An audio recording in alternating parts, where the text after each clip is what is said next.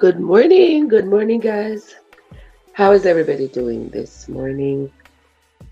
Welcome into the morning live. I want to say thanks to everybody who has come into the live and those who will come into the live afterwards. Welcome and good morning. Happy Sunday morning to you all. Now, this morning we are going to be this morning we are going to be continuing the reading of the book of Jeremiah. We missed out on yesterday's reading, but nonetheless, we will continue on this quest to read the Bible in its entirety from beginning to end. Those of you who are just discovering my channel or just joining, you kind of missed out a little bit because we have been coming from the book of Genesis and now we are on to the book of Jeremiah. And before I go any further, let me just preface, I do not, and I repeat, I do not endorse any particular religion or any particular denomination on my channel. What I'm simply doing is reading the Bible for me, for us, so that we can be aware of its content. Because after all, many of us, more than 98% of us, can you believe it? There are so many people who claim Christianity, so many people who claim the Bible to be their moral compass, and yet they have failed to read the Bible. How could this be a moral compass, but you're afraid of reading it? Are you afraid of reading it? Are you afraid of what you might find? Are you afraid of its contents? Are you trying to hide behind some kind of an ideology? What is it? You shouldn't be afraid to read it, right? You should be willing to read it in its entirety from beginning to end. Or you got to be very selective and say, well, I won't read the book of Leviticus and I won't read the book of Jeremiah and I won't read the book of Amos, but I will read the book of Genesis or something like that. But if you're going to claim that the entire Bible is your compass as how to function as a human being, then it is on you to know the contents of the Bible.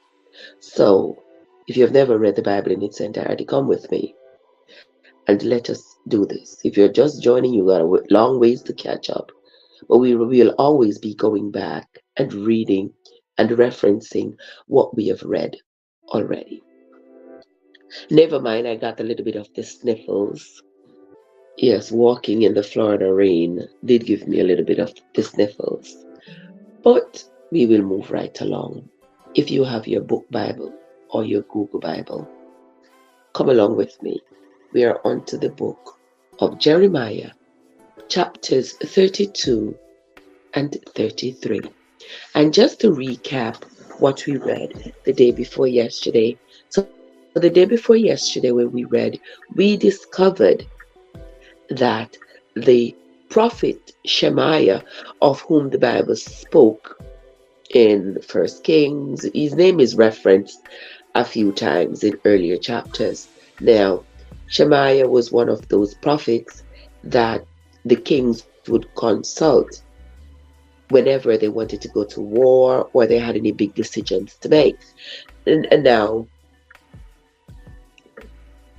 just like in today's society, whenever a president has a desire to go to war, you usually see them call in the priests, the Pope, to find out what are their thoughts on this war. Should we go in or should we not?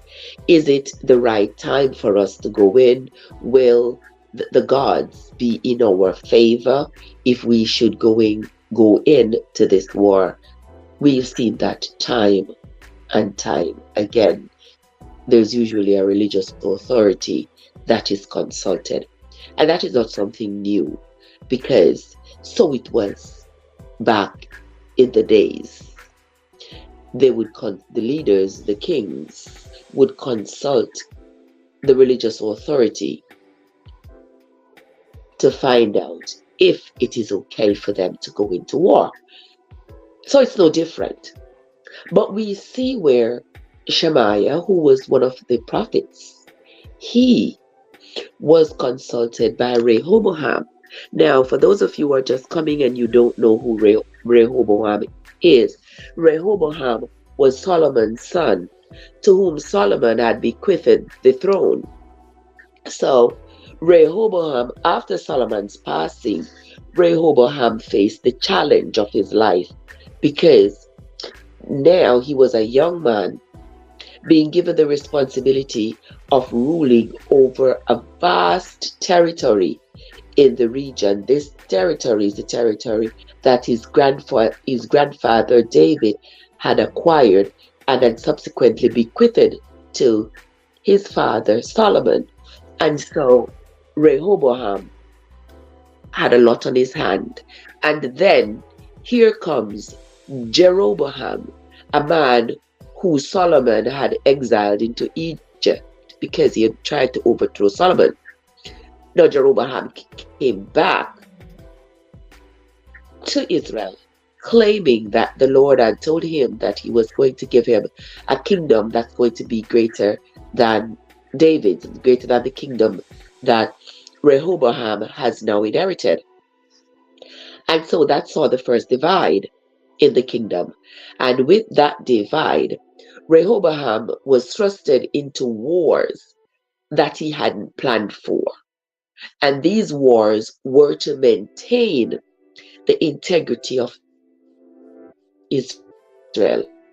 It was to maintain all this land and wealth that his grandfather David had acquired and that his father Solomon had fought so hard to maintain for the Jews. And so with that, Rehoboam thought, well, I've got to go to war. I have no choice. I've got to go to war with Jeroboam. But as always, before they went to war, they would consult with the religious authority. And the religious authority that Rehoboam sought to consult with was Shamaiah, the prophet. And he consulted with Shamaiah, saying, should I go up on this war? What should I do? What do you think the Lord's take on this war is? And Shamaiah returned to Rehoboam and said he had spoken with the Lord, and the Lord had told him to tell Rehoboam that it was not time for war. He should not go up to fight against Rehoboam, against Jeroboam. Instead, he should send back all his warriors to their tents, and he will further instruct them when it's time for war. So poor Rehoboam, he believed Shamaiah because he saw Shamaiah as a religious authority. So he believed Shamaiah. And he sent back his 180,000 warriors back to their tents to wait for the word from the Lord to Shamaiah, to him.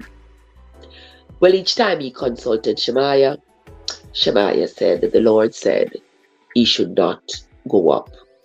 And throughout all this time, when Rehoboam was believing Shamaiah, that the Lord had told Shamaiah what Shamaiah had told him, the kingdom of Jeroboam was growing stronger against Rehoboam. And we know what happened eventually. So now in the book of Jeremiah, Jeremiah is saying the Lord has told him that many of these prophets and priests who had come in his name were liars. He had never spoken to them. They had never consulted him. He had no dealings with them because they had told lies in his name. And these lies had led to people's death and a lot of other atrocities. And they had come in his name, and he was not happy. And he specifically mentioned Shamaiah, specifically mentioned Shamaiah. And I tell you guys, even though I have been reading and trying to retain as much as I can and going back and referencing and re-referencing, I never saw that coming. Honestly, I didn't see it coming at all. But if you go back, who is that? Winsome. Winsome, how are you doing, my love? Winsome, you see, I went to walk in the Florida rain, and now you see I get a little bit of the sniffles, but that's okay. How are you doing today, my love? Good to see you. Winsome, we are on Jeremiah chapters 30, 32, and 33. Yes, guys. So I never saw that coming. When I heard Jeremiah say that the Lord had told him that the prophets and the priests had told lies and caused the kings of the Jews, the leaders of the Jews, to act based upon lies, I thought, hmm, that's interesting. Because all these priests and prophets that we have been reading about so far, everybody have come in the name of the Lord. Everybody have come. They've said the Lord told them this, the Lord told them that. They saw the Lord in a dream. They met him on the road to somewhere. They had some kind of encounter with him somewhere, and he had told them this, that, the other, and the third. Never before had I seen in the Bible itself that it's a possibility that these people could be lying. I've said it before and I got a lot of flack for it because people like, Trev, you go blaspheme. And trust me, I was raised with the fear of blasphemy. I am no longer, nobody can trick me with that anymore. To tell me that I cannot question a book that is supposed to be my moral compass, and I can't read it and compare the writings and identify the discrepancies and point them out. I'm going to blaspheme and I'm going to go to hell because I point out the discrepancies in the book that is supposed to lead me in life. Like, seriously, people. But anywho, I'm not afraid. I'm reading and I'm comparing, like I believe every human being who claimed to be a Christian and claim to be following the Bible should do. Them say because of climate change, as real as rainwater catch again thing. Well, some things, Sister Winsome, because I'm in here all this time, I don't get sick. I walk out in the rain, I don't get sick. And down in Florida, I walk up and down in the rain, and boom, me get sick. Like, what in the world's going on? Them tell lion God name when God not tell them nothing. Exactly. Exactly. Exactly. So here now I am asking the question is like, if Jeremiah can point out Shamaiah specifically in saying that Shamaiah lied, my question is, who else lied? I'm sure there are others. Because there are so many priests and prophets, like, wow, there are so many of them, and everybody is saying God told them this and God told them that. But everybody came with a different story. So that's what I don't understand.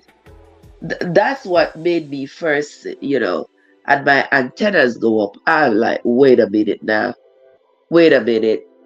Something isn't right here, because if everybody is saying the Lord told them this and the Lord told them that, why is everybody's account different? Why is everybody's story different? If the Lord is telling you something and telling me something, why isn't He telling us both the same thing? So now it is confirmed as to why. And with that confirmation, I feel delivered from the lips of the people who said I was going to blaspheme. It was blaspheming by saying that these people have got to be lying. But that was my observation. Now it's confirmed in the Bible. Let's see who is blaspheming. Sister Winsome, let us continue. We are going to start the reading of the book of Jeremiah chapter 32. And before we move right into it, we are going to read the last few verses of chapter 31 so that we can flow right into chapter 32. In chapter 31 and verse 28, it says, "Behold, the days come, saith the Lord, that the city shall be built to the Lord from the tower of Ananil unto the gate of the corner.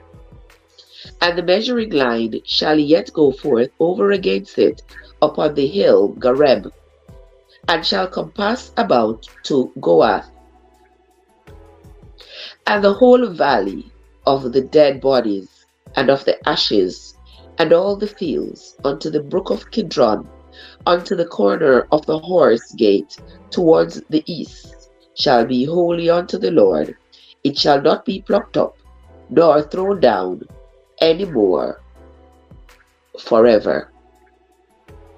That's the end of chapter 31.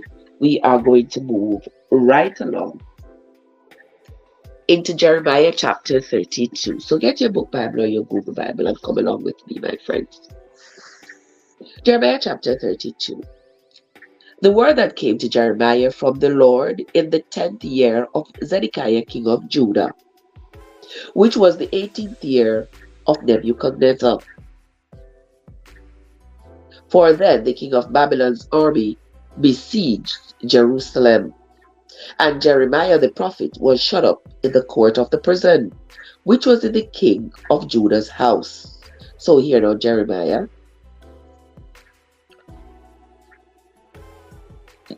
is in prison in the house of Zedekiah the king of Judah. For Zedekiah king of Judah had shut him up, saying, "Wherefore dost thou prophesy, and say, Thus saith the Lord, Behold, I will give this city into the hand of the king of Babylon, and he shall take it." So here Zedekiah has shut up Jeremiah in prison, because remember in chapter 30, Jeremiah said the Lord told him that he shall hand over the Jews into the hands of Nebuchadnezzar, and Nebuchadnezzar shall rule them and use them and as he sees fit. And those who did not go by force should voluntarily go to serve Nebuchadnezzar, and they should stay there. They should plant their vineyards. They should build houses. They should take unto themselves wives and husbands and allow their children to do the same and live there as though they were living in Jerusalem until he comes to get them. Remember, that's what Jeremiah told the people, that the Lord had told him. Now the Jews were not happy with that. Yeah? Would you be? Imagine somebody coming and telling you, all right, we are in America, and here somebody comes and tell us, the Lord tells them to tell us that we all need to leave and go back to the country where we came from. Everybody should go back and stay there until he send again to call us to come back. Huh? So the Jews were not happy, and rightfully so. They were not happy with Jeremiah's prophecy that they should go down there. The Lord told him, why you want the people to leave their house to go to a place where they definitely know they will be in bondage, a place where they definitely know they will be slaves, a place where they definitely know that their rights as Jews will be violated. And you say the Lord told you to tell them that? No wonder Zedekiah is so mad at him and put his behind in prison. We are Lot Nation. How are you doing, my love? Good morning. Good to see you. Let us continue with verse 4 of chapter 32 of the book of Jeremiah. And Zedekiah king of Judah shall not escape out of the hand of the Chaldeans, but shall surely be delivered into the hand of the king of Babylon, and shall speak with him mouth to mouth, and his eyes shall behold his eyes. And he shall lead Zedekiah to Babylon, and there shall he be until I visit him, saith the Lord. Though he fight with the Chaldeans, he shall not prosper. So imagine the Lord sending a prophet to give you bad news, to prophesy unfavorably against you. Would you want that person around? No, because everybody only wants to believe that when the word is coming from the Lord, it has got to be in their favor. Would you want to hear that the Lord sends somebody to tell you, oh, you're going to encounter a disaster in your family, somebody's going to pass away, you're going to become broke? Would you want to hear that? No, certainly not. So here, Jeremiah has prophesied that Zedekiah will be taken into Babylon, that Zedekiah's reign is in jeopardy. Zedekiah don't want to hear that. Would you? Certainly not. Verse 6. And Jeremiah said, the word of the Lord came unto me, saying, Behold, Anameel,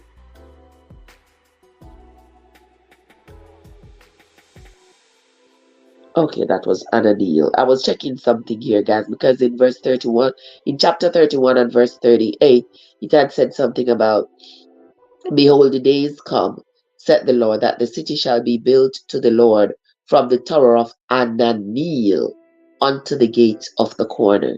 But here in chapter 32 and verse 6, he says, And Jeremiah said, the word of the Lord came unto me, saying, Behold, Hanameel, this is Hanameel, Hanameel, the son of Shalom, thine uncle, shall come unto thee, saying, Buy thee my field that is in Anathoth, for the right of redemption is thine to buy it.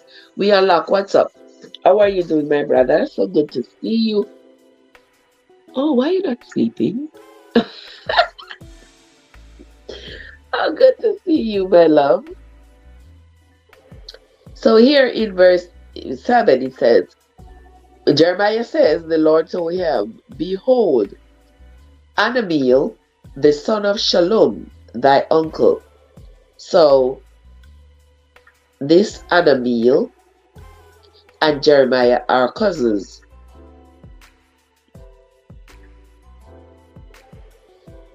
You know, I make notes as I go along. They are cousins because Shalom is Jeremiah's uncle.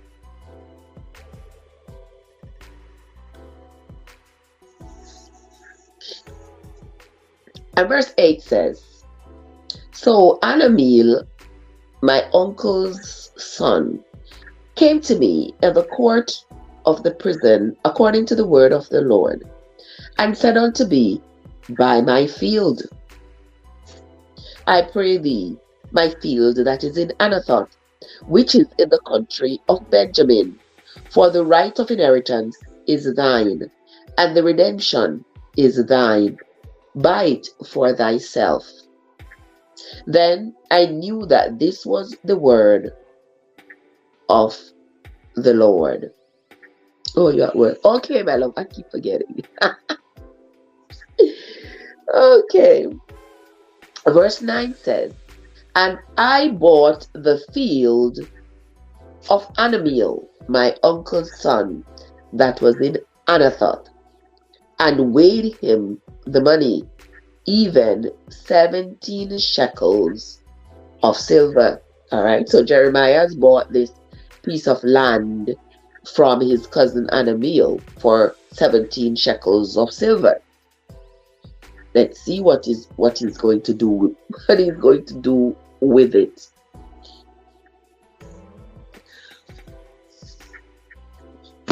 Hold on, guys, please.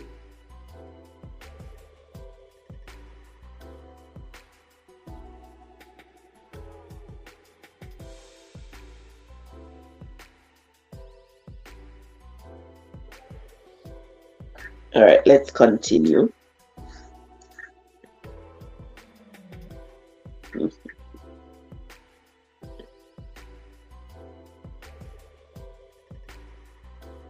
Verse 9. And I bought the field of Anamil, my uncle's son, that was in Anathoth, and weighed him the money, even 17 shekels of silver. And I subscribed the evidence and sealed it, and took witnesses, and weighed him the money in the balances.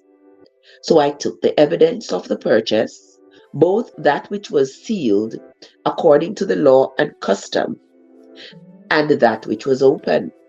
And I gave the evidence of the purchase unto Baruch, the son of Neriah, the son of Messiah, in the sight of Anamil, my uncle's son, and in the presence of the witnesses that subscribed the book of the purchase, before all the Jews that sat in the court of prison. So here Jeremiah is saying he bought the land from his cousin, and he made sure he had the witnesses to see the purchase exchange of him giving his cousin Anamil the 17 shekels of silver and taking possession of this piece of land. Verse 13. And I charged Baruch before them, saying, Thus saith the Lord of hosts, the God of Israel, take these evidences, this evidence of the purchase, both which is sealed, and this evidence which is open, and put them in an earthen vessel, that they may continue many days. For thus saith the Lord of hosts, the God of Israel, houses and fields and vineyards shall be possessed again in this land. Now, when I had delivered the evidence of the purchase unto Baruch, the son of Neriah, I prayed unto the Lord, saying, O Lord God, behold, thou hast made the heaven and the earth by thy great power and stretched out arm, and there is nothing too hard for thee. Thou shewest loving kindness unto thousands, and recompense the iniquity of the fathers into the bosom of their children after them. The great, the mighty God, the Lord of hosts is his name. Great in counsel and mighty in work, for thine eyes are open unto all the ways of the sons of men, to give everyone according to his ways, and according to the fruits of his doings, which has set signs and wonders in the land of Egypt, even unto this day, and in Israel, and among other men, and has made thee a name as at this day, and has brought forth thy people Israel out of the land of Egypt with signs and with wonders, and with a strong hand, and with a stretched out arm, and with great terror, and has given them this land, which thou didst swear to their fathers to give them, a land flowing with milk and honey. And they came in and possessed it, but they obeyed not thy voice, neither walked in thy law. They have done nothing of all that thou commandest them to do.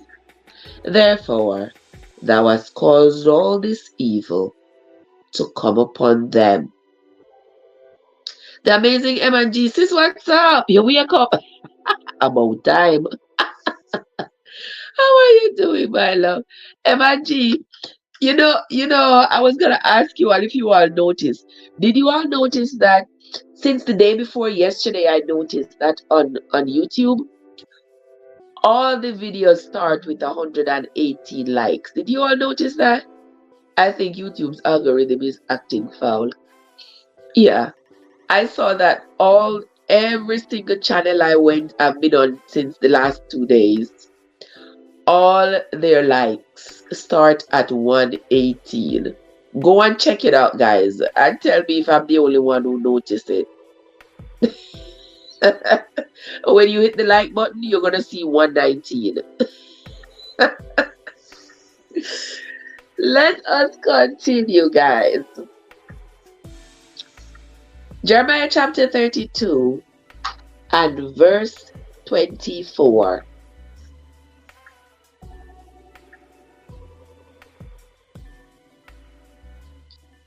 Behold, the mounts, they are come. Hold on. Hold on there, guys. Okay, I'm gonna read right here so again. Because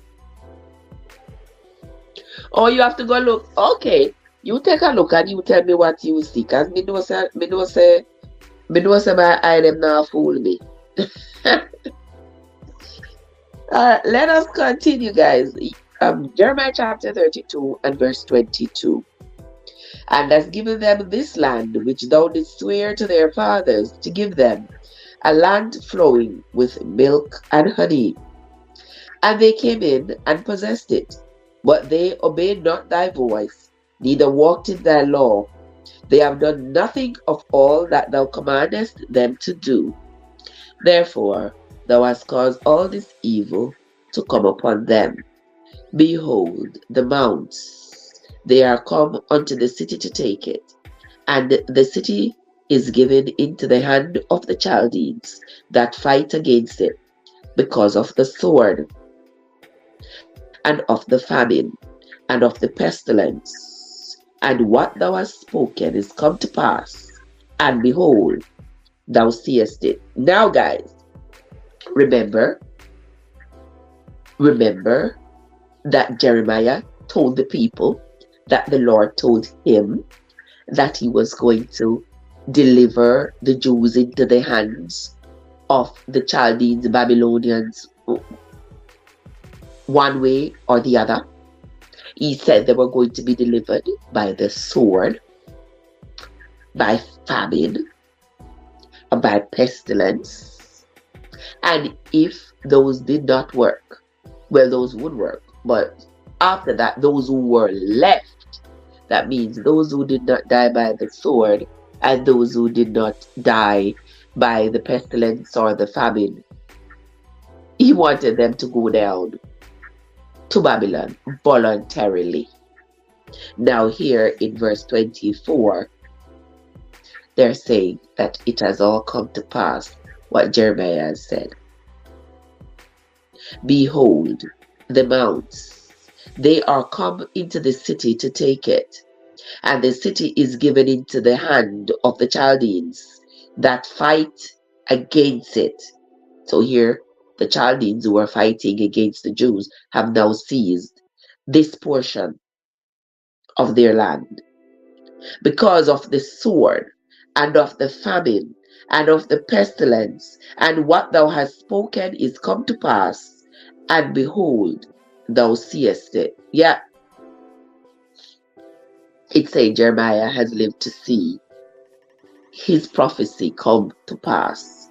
And thou hast said unto me, O Lord God, buy thee the field for money, and take witnesses, for the city is given into the hand of the Chaldeans. Then came the word of the Lord unto Jeremiah, saying, Behold, I am the Lord, the God of all flesh. Is there anything too hard for me? Therefore, thus saith the Lord, Behold, I will give this city into the hand of the Chaldeans, and into the hand of Nebuchadnezzar king of Babylon, and he shall take it.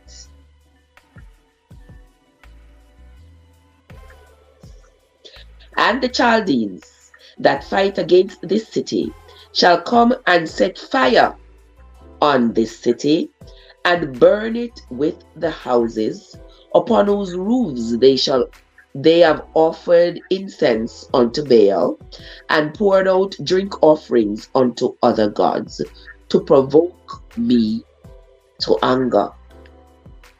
So remember the same thing that Jeremiah had said. The Lord told him was going to happen. He was going to specifically use the enemy to destroy the Jews because they had been so unruly and unfaithful to him. And here he says, every one of them is going to cause the Chaldeans to come into the city, to burn the city down, and burn the houses of everybody who is now praying to Baal and their other gods. These people use God for everything. They want to come and burn down the people's city. And they are using God as a cover to say he told them to come burn down the city because people are not serving him. But listen to that. People are not serving him, so he's going to tell the enemy, go burn down their houses, burn it down. So how are the people? Is there no path for redemption to turn the people away from, since their worshiping of Baal is wrong? Is there no path to redemption for them turning around and rejecting Baal? Their path to redemption is to burn all of them to death? People, really? Let us continue. And just think about it. Yeah, just think about it. Verse 30. For the children of Israel and the children of Judah have only done evil before me from their youth. For the children of Israel have only provoked me to anger with the work of their hands, saith the Lord. For this city hath been to me as a provocation of mine anger and of my fury from the day that they built it, even until this day, that I should remove it from before my face. Because of all the evil of the children of Israel and of the children of Judah, which they have done to provoke me to anger, they, their kings, their princes, their priests, and their prophets, and the men of Judah, and the inhabitants of Jerusalem, and they have turned unto me the back, and not the face, though I taught them, rising up early and teaching them, yet they have not hearkened to receive instruction. But they set their abominations in the house, which is called by my name, to defile it. And they built the high places of Baal, which are in the valley of the son of Hinnom, to cause their sons and their daughters to pass through the fire unto Molech. Now remember Molech? Molech was that one who would burn the kids alive. He took children as sacrifice. Yeah. Not just goats and cows and sheep, but your children. Let's read that again. Verse 35 of chapter 32. And they built the high places of Baal, which are in the valley of the son of Hinnom, to cause their sons and their daughters to pass through the fire unto Molech, which I commanded them not, neither came it into my mind that they should do this abomination to cause Judah to sin. So that was another abomination that the Jewish people were committing. They had turned their backs on their God that they say create their heaven and their earth and them and everything else. And now they were serving this Baal, and they were serving other gods, to include Molech, the god who required them, who they said required them to sacrifice their children. And this, Jeremiah is saying, angered the God who is the God of Israel. And now therefore, thus saith the Lord, the God of Israel, concerning this city, whereof he say, I shall be delivered into the hand of the king of Babylon by the sword, and by the famine, and by the pestilence. Behold, I will gather them out of all countries, whether I have driven them. Mama. Behold, I will gather them out of all countries, whether I have driven them in mine anger, and in my fury, and in great wrath, and I will bring them again unto this place, and I will cause them to dwell safely. And they shall be my people, and I shall be their God. And I will give them one heart, and one way, that they may fear me forever, for the good of them, and of their children after them. Verse 40, and I will make an everlasting covenant with them, that I will not turn away from them to do them good, but I will put my fear in their hearts, that they shall not depart from me. Yea, I will rejoice over them to do them good, and I will plant them in this land assuredly with my whole heart and with my whole soul. For thus saith the Lord, like as I have brought all this great evil upon this people, so will I bring upon them all the good that I have promised them. And fields shall be brought in this land, whereof ye say, it is desolate, without man or beast. It is given into the hand of the Chaldeans. Verse 44, and this is the last verse of Jeremiah chapter 32. Men shall buy fields for money, and subscribe evidences, and seal them, and take witnesses in the land of Benjamin, and in the places about Jerusalem, and in the cities of Judah, and in the cities of the mountains, and in the cities of the valley, and in the cities of the south, for I will cause their captivity to return, saith the Lord. So Jeremiah is saying, the Lord has told him that for the children of Israel to reacquire the land that he had given them. Now I want you to follow me, He had given them all this land to be theirs. But because they were so disobedient and not follow him, he had caused the enemy to come in and conquer them and take over this land. Land is power. So the enemies had come in and taken over all this land. So now Jeremiah said the Lord told him that now for the Jews to get back this land that the Lord had given them, they now need to purchase it with money. Are you all listening? Now they need to purchase it with money. He not give them nothing free no more. He not give them nothing free no more. He had already given this land to them. But he take it back because he's vexed. He's upset because they have turned their backs on him. So he's upset. He caused the enemy to come in and conquer them and take over all this massive land, all of Jerusalem, all of Israel. So the enemy has taken it over.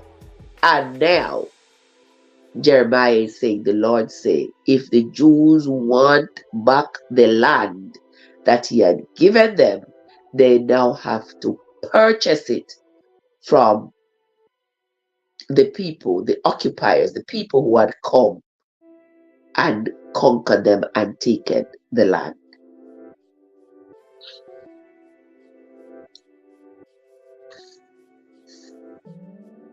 Let that sink in. So all this vast region, if the Jews want it back, they have to buy it. He's no longer gonna just give them any land. He's no longer gonna make them have to go to war and reclaim their land. They have to buy it back. They have to, for them to re-own it. They have to purchase it now. Before they didn't have to purchase it because he allowed them. He told them this was their land. They got it for, essentially they got it for free. But now that the enemy has it, if they want it back, they gotta pay for it. And they got to record the purchases so that nobody can come back and say, oh, this is not your land.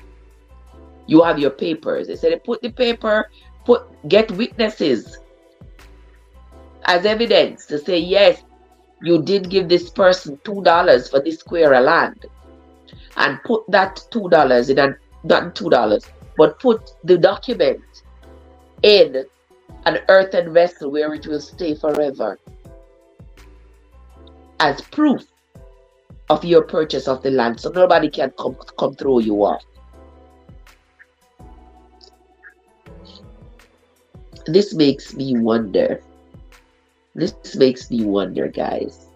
I wonder if, just say, I wonder if that could be a path to peace in the Middle East. The thought just came to me, like, I wonder if Israel paid the Palestinian for the land, if that will suffice and put an end to the constant warring and killing of innocent people. And that's just my thought coming aloud. But we are going to continue, guys. Got a little bit of the sniffles here. But that's not stopping us. We're doing what we're doing anyway. Let's move right along. We are on to Jeremiah chapter 33, guys. When some say long time people are war for land. Of course it's with some land is power. People don't stop war over land. Land is power. So that's why the people have a war over it. David understood that. Solomon understood that. The younger generation of Israeli rulers, they never understand that. So they exchanged land. They did some bad investment. They exchanged land for warriors. You come into, you're sending 100,000 warriors to help me fight this person. I give you this portion of land. And when they do that, they don't get back the land. The warriors get killed in the war, but the land is gone. And so their power, they kept losing their power bit by bit, one bad decision at a time, until they were essentially non-existent in the region, in the land where their God had given them. And now, see there, them have to fight to get it back, or fight to keep it. OMG. But let us continue. We are on to Jeremiah chapter 33. Jeremiah chapter 33 says, moreover, the word of the Lord came unto Jeremiah the second time. The that time when the word of God come to Jeremiah, this cannot be a second time. While he was yet shut up in the court of the prison. Okay, so this is the second time while he was in prison. Thus said the Lord, the maker thereof, the Lord that formed it, to establish it. The Lord is his name. Call unto me, And I will answer thee, and shew thee great and mighty things, which thou knowest not. For thus saith the Lord, the God of Israel, concerning the houses of this city, and concerning the houses of the kings of Judah, which are thrown down by the mounts and by the sword. They came to fight with the Chaldeans, but it is to fill them with the dead bodies of men, whom I have slain in mine anger and in my fury. And for all whose wickedness I have hid my face from this city.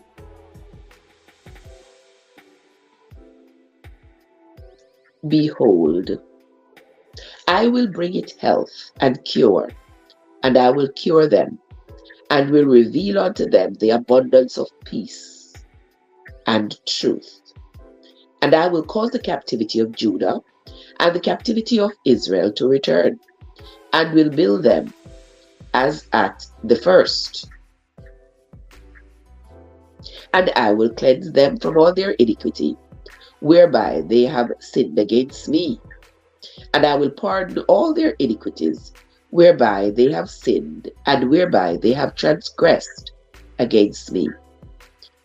And it shall be to me a name of joy, a praise, and an honor before all the nations of the earth, which shall hear all the good that I do unto them, and they shall fear and tremble for all the goodness, and for all the prosperity that I procure unto them.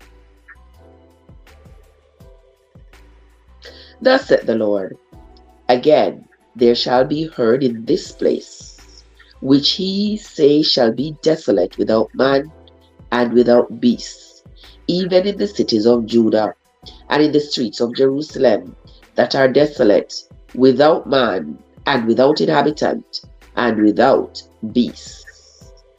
The voice of joy, and the voice of gladness, and the voice of the bridegroom, and the voice of the bride, the voice of them that shall say, Praise the Lord of hosts. For the Lord is good, for his mercy endureth forever, and of them that shall bring the sacrifice of praise into the house of the Lord. For I will cause to return the captivity of the land, as at the first, said the Lord. Thus said the Lord of hosts, again in this place, which is desolate, without man and without beast, and in all the cities thereof shall be a habitation of shepherds causing their flocks to lie down. Verse 13. In the cities of the mountains, in the cities of the valley, and in the cities of the south, and in the land of Benjamin, and in the places about Jerusalem, and in the cities of Judah, shall the flocks pass again unto the hands of them that tells them, saith the Lord. Behold, the days come, saith the Lord, that I will perform that good thing which I have promised unto the house of Israel and to the house of Judah. In those days and at that time will I cause the branch of righteousness to grow up unto David, and he shall execute judgment and righteousness in the land. In those days shall Judah be saved, and Jerusalem shall dwell safely. And this is the name wherewith she shall be called, the Lord our righteousness. Verse 17. For thus saith the Lord, David shall never want a man to sit upon the throne of the house of Israel, neither shall the priests, the Levites, want a man before me to offer burnt offerings, and to kindle meat offerings, and to do sacrifice continually. Hmm. Now, I want to pause right there.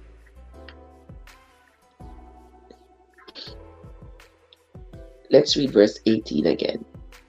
Neither shall the priests, the Levites, want a man before me to offer burnt offerings and to kindle meat offerings and to do sacrifice continually. Now you all remember when I said that this sacrificing, this continuous sacrificing of animals day and night had to have been a contributing factor to the Jewish people turning their backs on their God. You all remember me saying that? No, here it is. Because I'm just being realistic, guys, and I'm just being practical. That there's absolutely no way you can get up from 5 o'clock in the morning and all you can think about all day and all night is whether or not you have breathed properly, whether or not you have walked properly, whether or not you have spoken properly, whether or not you have disciplined your children properly.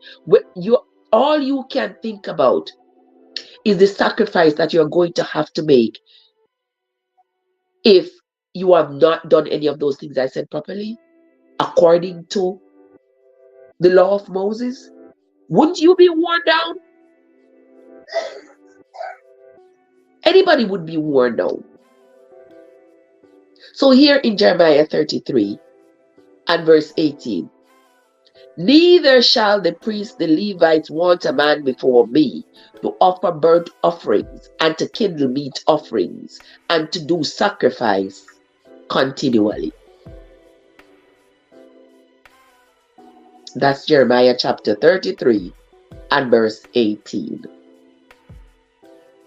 And the word of the Lord came unto Jeremiah, saying, thus saith the Lord, if ye can break my covenant of the day and my covenant of the night, and that there should not be day and night in their season, then may also my covenant be broken with David my servant, that he should not have a son to reign upon his throne, and with the Levites, the priests, my ministers.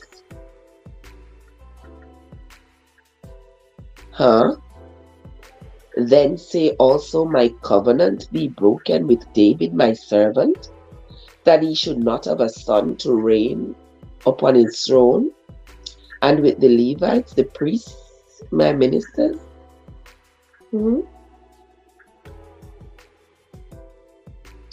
I gotta put another big question sign right there, my friends.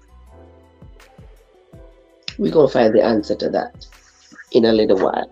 But let us continue reading. As the host of heaven cannot be numbered, neither the sand of the sea measured, so will I multiply the seed of David my servant, and the Levites that minister unto me.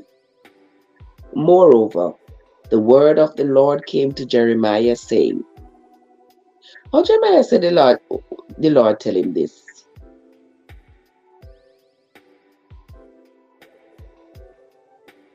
That the covenant that he made with David will be broken?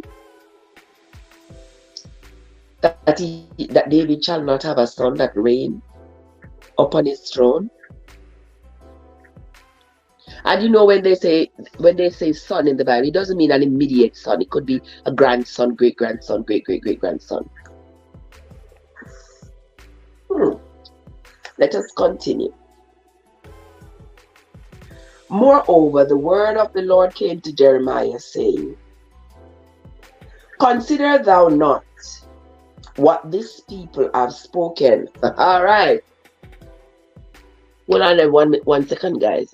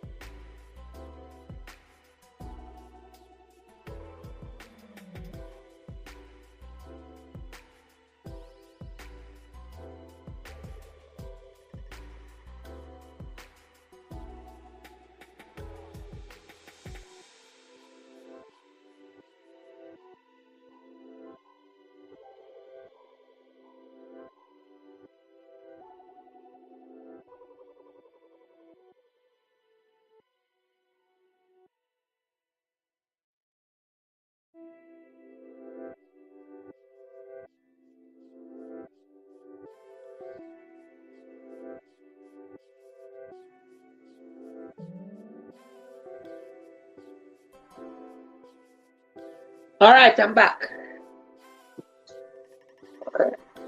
Let us continue. Verse verse 22 of chapter 33, I mean. As the host of heaven cannot be numbered, neither the sand of the sea measured, so will I multiply the seed of David, my servant, and the Levites that minister unto me. Moreover, the word of the Lord came to Jeremiah, saying, Considerest thou not what this people have spoken, saying, The two families which the Lord hath chosen, he hath even cast them off? Thus they have despised my people, that they should be no more a nation before them. Wasn't that what happened with the Jewish people down there in the land where their God had given them? Yeah, they were so cast out that they weren't even considered a nation anymore.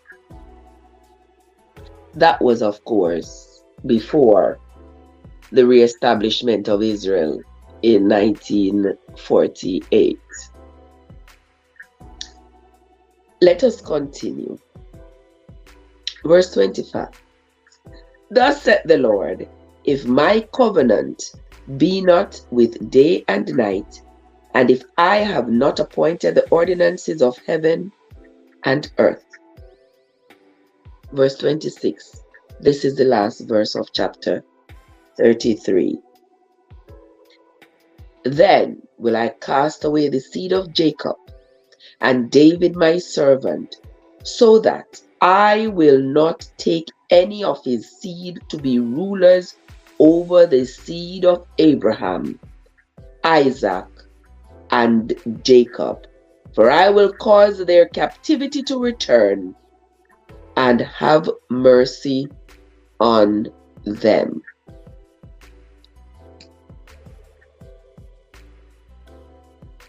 Here ends the reading of Jeremiah chapter 33. And this brings us to the end of the reading for this morning. Before I go though, I'm going to read chapter 33, verse 26 again. Now this is what Jeremiah claimed the Lord told him. Then will I cast away the seed of Jacob and David, my servant, so that I will not take any of his seed to be rulers over the seed of Abraham, Isaac, and Jacob, for I will cause their captivity to return and have mercy on them. Listen to that. I will cause your captivity to return and have mercy on you. Why are those two statements so contradictory? I will cause the people to cause you to be in captive and I will have mercy. How is that having mercy? It is written. It is in the Bible. So for those of you who read without questioning, it is right there. I will not cause the seed of Abraham anymore to be the ruler over the children of Israel. Because remember, guys, all the people who have been rulers in Jerusalem, rulers in Israel, were descendants of David. And now here Jeremiah is saying the Lord tell him. He said the Lord tell him that he's going to cast away the seed of Jacob and of David, his servant, so that none of his seed will any longer be ruler over the seed of Abraham, Isaac, and Jacob. So who is going to rule over them? The quote-unquote the enemies? The people who are not even Jews? Who don't even care to understand their history? who does not have the same interest, the captors, is going to cause to rule over them. For I will cause their captivity to return and have mercy on them. Yeah, you're gonna cause me to be a slave again, but I should be comfortable with being a slave because you're gonna have mercy on me. You're not gonna make him give me 4 lashes, you're gonna make him give me 2. Huh? Anyway, guys. Anyways, this is Trev. I like to think out loud. You may not agree with me, and we may respectfully agree to disagree. But it's not just my thoughts here. It is what I'm reading from the good book. If you have some literature, if you have come across any literature that might provide us with some clarification, I would sincerely appreciate it. I would appreciate it. Because I don't think in this lifetime I will ever be able to, as much as I love to have my head in a book, I don't believe I will ever be able to read enough literature that's going to give me a good understanding about the way the Bible paints the God of the Jews. The Bible comes out, it says he is all loving, all caring, all understanding. But then you made me angry. There is no room for conversation. It's straight up death. Then I make the enemy take you over and control you and do everything they want to do to you because you deserve it for turning your back on me. But listen, I'm going to have some mercy on you. Anyway. And a lot of people are comforted of that mentality where they get comforted by being hurt and injured by whatever means. But they are comfortable with it because if it comes wrapped in religion, they don't mind dying. They don't mind losing their children. They don't mind. As long as that gift comes wrapped in religion. That's where I'm going to end my reading and commentary for today, my friends. That's going to be it from me for right now. Until we come back tomorrow morning with the continued reading. With the continued reading of the Bible. We are on to the book of Jeremiah, guys. For those of you who are just coming in. When we come back tomorrow, we'll be reading Jeremiah chapter 34. So join me again tomorrow morning, same time, same place, where we continue to read the Bible for ourselves and apply our own human understanding to its contents. That's it for me for this morning. Once again, thanks everybody who came into the live and those who will come in to listen after the live has ended. I sincerely appreciate you. Thank you so much, guys.